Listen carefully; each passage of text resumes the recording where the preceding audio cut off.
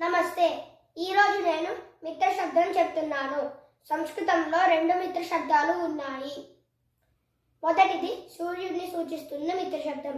ఇది పుల్లింగంలో ఉంది. రెండవది స్నేహితుడిని లేదా స్నేహితురాలిని సూచిస్తున్న మిత్ర శబ్దం. అది నపుంసకలింగంలో ఉంది.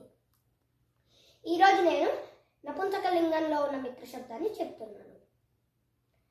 అకారాంతః నపుంసకలింగః మిత్ర శబ్దః మిత్రం మిత్రే మిత్రాణి ప్రథమా విభక్తిః హే మిత్ర హే మిత్రే హే మిత్రాణి సంబోధనా ప్రథమా విభక్తిః మిత్రం మిత్రే మిత్రాణి ద్వితీయా విభక్తిః మిత్రేణ మిత్రాభ్యాం మిత్రైః తృతీయా విభక్తిః మిత్రాయ మిత్రాభ్యాం మిత్రేభ్యః చతుర్థీ విభక్తిః మిత్రాత్ మిత్రాభ్యాం మిత్రేభ్యః పంచమీ విభక్తిః మిత్రస్య మిత్రయోః మిత్రాణాం షష్ఠీ విభక్తిః మిత్రే మిత్రయోః మిత్రేషు సప్తమీ విభక్తిః.